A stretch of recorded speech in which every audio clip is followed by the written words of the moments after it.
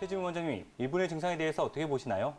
예, 우리 갑상선 기능 저하증이라고 하면 우리 갑상선이라는 말은 굉장히 많이 들어보셨을 거예요. 갑상선 주위에서 뭐 혹을 떼냈다, 뭐가 생겼다는 얘기 들어보셨을 건데 갑상선 호르몬은요, 기본적으로 우리 몸의 제일 핵심적인 여러 가지 스위치를 조절하는 호르몬이라고 보시면 됩니다. 이 쉽게 비유를 하면요, 우리 요리할 때 불 조절이 굉장히 중요하잖아요. 근데 갑상선 호르몬이 바로 그런 이제 요리에서 불을 조절하는 그런 역할을 하게 됩니다.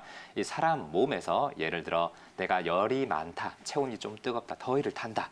이런 부분들 혹은 반대로 내가 몸이 차요, 심장이 느리게 뛰어요, 기운도 좀 없어요, 좀 사람이 깔아지는 것 같아요. 이런 부분들을 갑상선 호르몬이 전부 조절을 하게 되는데 쉽게 예를 들면 갑상선 호르몬이 정상적인 수치보다 많은 기능 항진증, 갑상선 항진증 같은 경우에는 몸이 막 열이 차오르고 뜨겁고 막 의욕도 막 올라가는 것 같고 막 살이 빠지고 이런 증상들이 생기게 되고요. 반대로 기능 저하증 같은 경우에는 여러 가지 이런 몸의 에너지도 떨어지게 되고 혹은 이제 몸의 여러 가지 물질들 순환이나 성장 같은 경우에도 다 떨어지게 되고요. 또 이 정신적인 부분에서 의욕 저하나 무기력증이나 이런 부분도 동반되는데요.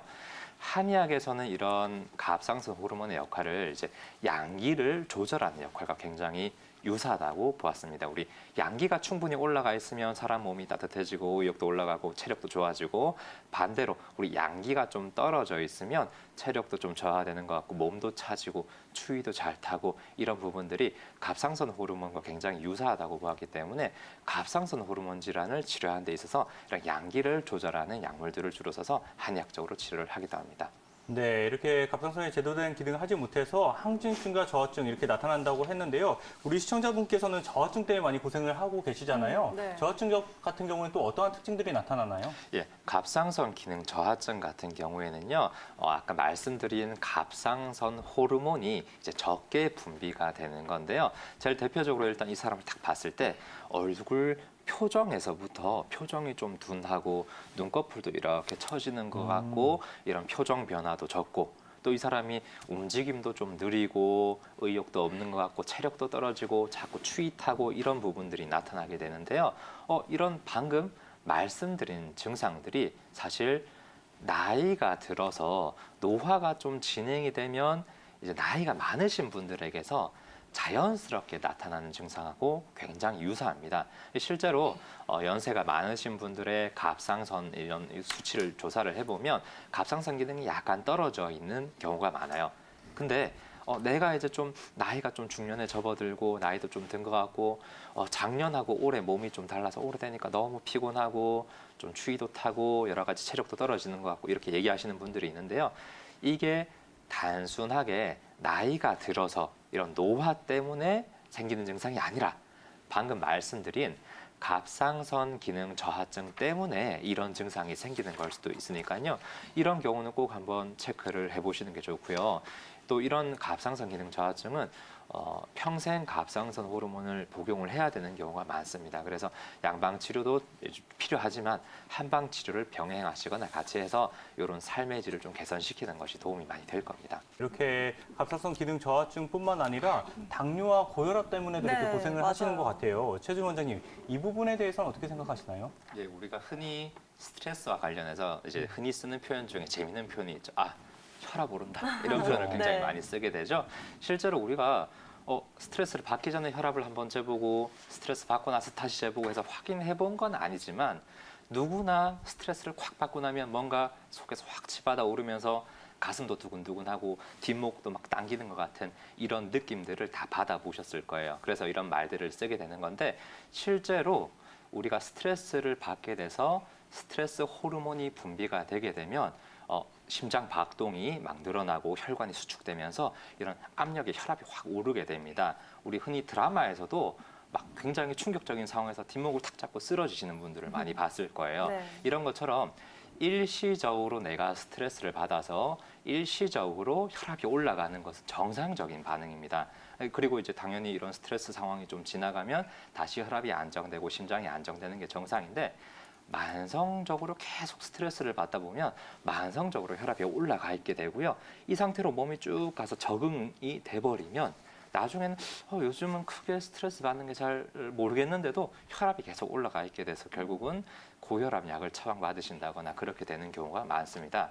당뇨도 마찬가지로 우리가 스트레스를 받는 몸에 이런 위협적인 상황이 되면 우리가 에너지가 많이 필요하잖아요. 대응을 하기 위해서. 그렇게 되기 위해서는 우리 몸의 혈관 속에 이 포도당이 막 늘어나야만 에너지를 쓸 수 있기 때문에 실제적으로 혈당이 올라가게 됩니다.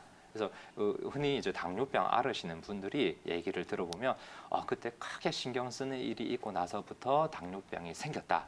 혹은 요새 막 스트레스를 받고 막 이랬더니 당이 조절이 안 된다. 이렇게 얘기하시는 분들이 많습니다. 그래서 이런 분들은 꼭 유산소 운동을 통해서 스트레스를 좀 풀어주시고 혈당이나 고혈압을 낮춰주시는 것이 꼭 필요합니다. 네, 뭐 스트레스 관리뿐만이 아니라 유산소 운동을 통해서 혈당을 낮춰주고 혈압을 또 정상 범위로 돌릴 필요가 있을 것 같은데요.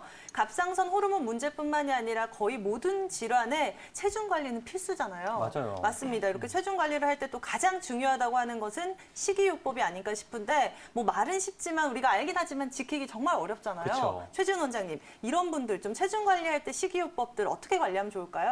예, 제가 이렇게 비만이 있으면서 동시에 이 당뇨까지 있으신 분들한테는 꼭 권해드리는 식이요법이 있습니다. 바로 저탄고지, 줄임말인데요. 네. 저탄수화물 고지방이라고 해서 일단 우리가 탄수화물이 뭘까요? 이게 생각해 보면 쌀, 밥, 밀가루, 빵 같은 것, 그 다음에 설탕 같은 단 것들 이런 탄수화물, 쌀, 밀가루 같은 걸 최대한 줄이고 반대로 이제 고지방, 신선한 오메가3나 오메가6 있는 생선 기름이라든지 올리브유 같은 좋은 기름을 섭취하는 식이요법인데요.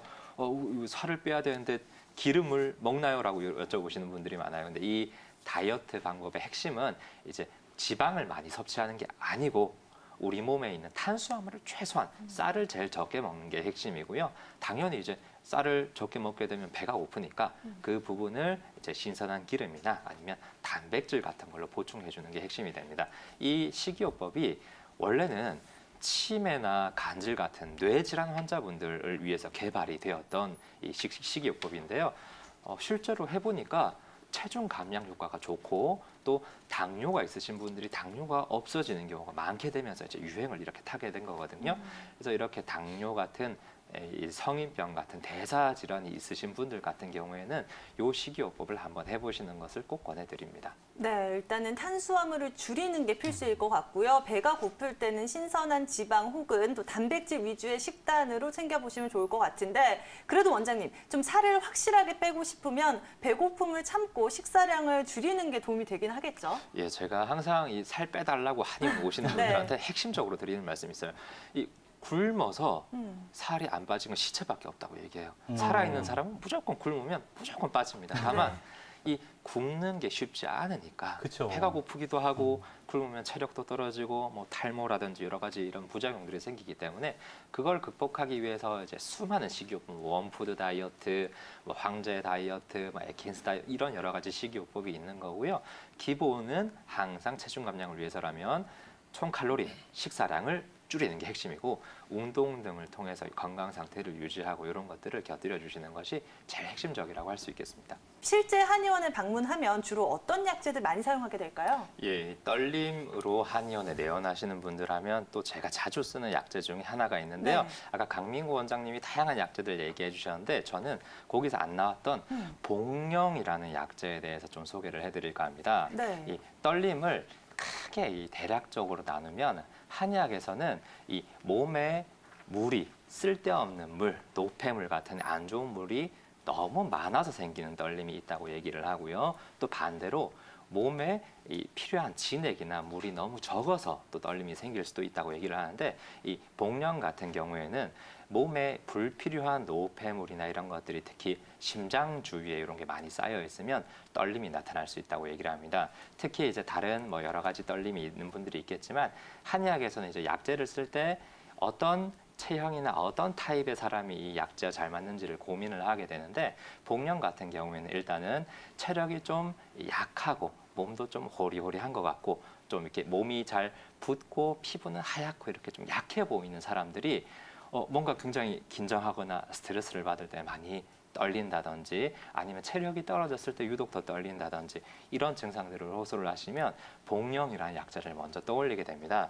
근데 복령이라는 약재는요, 소나무의 뿌리에서 자라는 이 균사체 버섯이거든요. 뿌리에서 혹처럼 자라는 이 버섯인데 그 중에서도 소나무 뿌리를 이렇게 관통해서 생기는 복령이 있습니다. 이것들은 특별히 복신이라고 해서 이 복령 중에서도 좀 더 이 마음을 안정시켜주고 떨림을 잡아주는 효과가 좋다고 알려진 복령을 복신이라고 해서 따로 이렇게 골라서 쓰게 되거든요. 그래서 이렇게 복령이나 복신 등을 이용해서 이렇게 체력이 약하고 심장도 좀 약해 보이고 평소에 좀 잘 두근거리고 잘 떨리는 분들을 치료를 하게 되고, 반대로 아까 이제 몸에 진액이 말라서 몸에 진액이 적어서 이렇게 떨리는 분들은 잘 소개해 주셨지만 산수유나 숙지황 같은 이런 진액을 보태는 약재들을 이용해서 쉽게 비유를 들면 우리 나뭇잎이 바짝 말라 있으면 바람이 살살 불어도 싹 흔들리잖아요. 근데 네. 반대로 나뭇잎이 촉촉하게 젖어 있으면 잘 안 흔들리는 것처럼 진액을 충분하게 몸에 보태줘서 떨림을 잡는 그런 치료도 한다는 거 알려드리고 싶습니다.